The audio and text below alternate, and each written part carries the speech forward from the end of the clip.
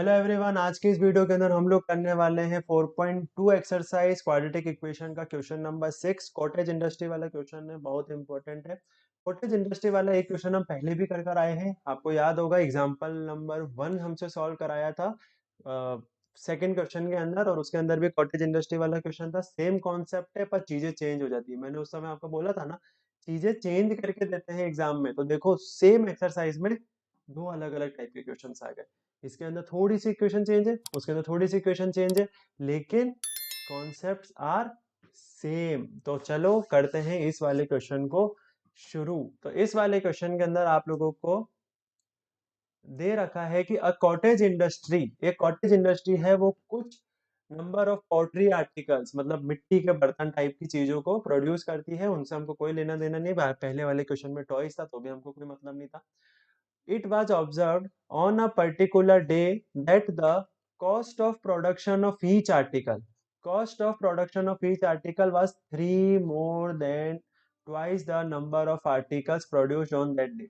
यहाँ पे रेफरेंस क्या दे रखा है? रेफरेंस पकड़ना पड़ेगा। देखो भैया, रेफरेंस पकड़ना पड़ेगा। रेफरेंस क्या दे रखा है कि produced on that day, number of article produced on that day. और यहाँ पे भी देखो क्या दे रखा है, cost of production, sorry sorry sorry, ये वाली लाइन नहीं, ये वाली लाइन नहीं, ये वाली, certain number of pottery articles in the day. ये भी तो प्रोडक्शन ही है। तो रेफरेंस आपको परफेक्ट रेफरेंस दे रखा है, उस रेफरेंस से हमको सॉल्व करना पड़ेगा। तो लेट द, आगे की चीज अभी नहीं पढ़ेंगे, नहीं नहीं नहीं, अभी सिर्फ यहाँ तक ही पढ़ के यहाँ तक सॉल्व करके देखते हैं। पहले इक्वेशन के हमको जो टर्म्स है वो तो मिल जाए, टर्म्स मिल जाएंगे तो क्वेश्चन सॉल्व हो जाएगा। Let the number of articles produced in one day B. हमको पता है क्या कि एक फैक्ट्री, कोई सी भी एक फैक्ट्री है, वो हमको पता है कि एक दिन के अंदर कितने आर्टिकल निकाल रही है। बता ही नहीं रखा भाई, हमको नहीं बता रखा, तो हम क्या मान लेते हैं, अपना फेवरेट एक्स, खत्म। Cost of production of each article in one day will be. हमको ये भी इन लोगों ने रेफरेंस के तौर पे दे रखा है कि फलानी चीज से इतना इतना ज्यादा है। तो दूसरी लाइन देखो, देखो क्वेश्चन ऐसे ही सॉल्व होते हैं, है ना। क्वेश्चन को सॉल्व करने का यही पैटर्न है। नहीं तो मुझे पता है कि इधर क्या लिखना है, क्या लिखना है, फटाफट लिख के सॉल्व कर दूंगा, पर उसका कोई सेंस नहीं है। ऑब्जर्व में particular cost of production of each article in rupees was three more than twice the number. Three more than twice the number का मतलब क्या होता है कि twice the number of article. Colour change करता हूं पहले तो मैं, यहाँ पे देखो, twice the number article. Article कितने प्रोड्यूस हो रहे थे हमको पता था? हमको तो नहीं पता था। कितने थे वो? एक्स थे। उसका ट्वाइस, और उससे कितना ज्यादा है, वाज थ्री मोर देन। तो ये हो गया 2x+3। अब इसको ढंग से लिख देते हैं। वापिस समझाऊं? वापिस समझाता हूँ। आर्टिकल कितने प्रोड्यूस हुए थे बॉस? एक्स। उसका ट्वाइस करो तो इसके आगे 2 लग गया, क्योंकि ट्वाइस का मतलब मल्टीप्लाई होता है। प्लस करना पड़ेगा, क्यों? क्योंकि यहाँ पे बोला थ्री मोर देन, यहाँ पे टू मोर देन होता तो +2 कर देता, 10 मोर देन होता तो मैं +10 कर देता, पर यहाँ पे दे रखा है थ्री मोर देन, तो ये हो गया प्लस का 3। ठीक है, बस। अब यहां से हम लोगों ने क्या निकाल लिया, टर्म्स निकाल ली। x और 2x+3 हमारी टर्म्स है। अब इनको हमको सॉल्व करना है, तो हम आगे वाली इक्वेशन से करेंगे, सॉरी आगे वाली स्टेटमेंट से करेंगे। तो स्टेटमेंट पढ़ते हैं, क्या लेगा, if the total cost of production on that day was 90। अच्छा, एक पेन खरीदने के लिए जाते हैं, वो 5 रुपए का पेन होता है, एक पीस खरीदते तो 5 रुपए लगते हैं। 5 रुपए का पेन है, 10 पीस खरीदे तो 50 रुपए लगे। ठीक है, तो टोटल कॉस्ट ऑफ प्रोडक्शन कितना आया मेरा, कितना आ रहा है, 90 डिग्री आ रहा है, सॉरी 90 डिग्री नहीं, 90 आ रहा है। तो इसको सॉल्व कैसे करेंगे कि हमको एक फॉर्मूला पता है, और इसके अंदर हमेशा मल्टीप्लाई करके ही सॉल्व करना पड़ता है। तो यहाँ पे लिखेंगे x, मतलब कि नंबर ऑफ आर्टिकल प्रोड्यूस हुए थे, उसका मल्टीप्लीकेशन, बेचने वाली बात हटा देते हैं। कहने का मतलब ये कि एक फैक्ट्री है, एक फैक्ट्री के अंदर एक दो सामान बने, ठीक है। उन दो सामान को बनाने में 20 रुपए का प्रोडक्शन आया है, तो आपके पास टोटल उन दो सामानों का खर्चा कितना हो गया, 40 रुपए। बात समझ में आ गई? तो मल्टीप्लाई करना होता है, आप मल्टीप्लाई करना।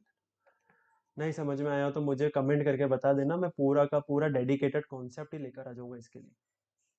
ऐसे फिर और भी बहुत सारे क्वेश्चंस करेंगे ना, तो अपन को बहुत अच्छे समझ में आ जाएगा।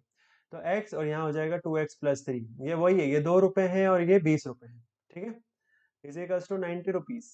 तो अब इसको सॉल्व कर लेते हैं। तो ये हो जाएगा 2x² प्लस का 3x इज इक्वल्स टू 90। अब क्या करेंगे, 2x² प्लस का 3x माइनस का 90 इज इक्वल्स टू 0। यहाँ पे हमको सॉल्व करने के लिए क्या लेना पड़ता है, फैक्टराइजेशन करना पड़ता है। तो फैक्टराइजेशन कर लेते हैं फटाफट से, एक लाइन खींचते हैं, यहाँ पे लगाते हैं 2 इंटू 90 करना पड़ेगा। पता है ना कि पहले कोफिशिएंट ऑफ एक्स स्क्वायर को कांस्टेंट से मल्टीप्लाई करना पड़ता है, तो 2 into 90 which is equals to 180। करने की जरूरत नहीं है, मेरे को पता है कि इसका आंसर आएगा, एक तो 12 ले सकते हैं, 15 ले सकते हैं, क्योंकि मुझे इतना पता है कि 15 इंटू 12 हमेशा 180 होता है। तो ये हो जाएगा 2, ये हो जाएगा 90, ये हो जाएगा 2, ये हो जाएगा 45, ये हो जाएगा, अब 2 से नहीं जाएगा, 3 से जाएगा 15 बार में, 3 से जाएगा 5 बार में, और 5 जाएगा 1 बार में। तो देखो यहाँ पे 2 इंटू 2 4, 4 इंटू 3 12, 12 तो ये हो गया 12 और 15, ये 15 है, 5 इंटू 3 15, तो 15 और 3 के 15 और 12 के बीच में 3 का अंतर है, और इन दोनों को मल्टीप्लाई कर रहा हूँ तो मेरा आंसर आ रहा है 180। तो क्या ये दोनों नंबर ही रहेंगे, बिल्कुल रहेंगे। बड़ा नंबर कौन डोमिनेट क्या कर रहा है, प्लस। बड़ा नंबर कौन सा है, 15, तो प्लस किसके आगे लगेगा, 15 के आगे लगेगा। तो ये हो जाएगा 2x² प्लस का 15x माइनस का 12x माइनस का 90 is equals to 0। Same equation को अगले पेज पे लिख के सॉल्व करते हैं। ये हो जाएगा क्या था,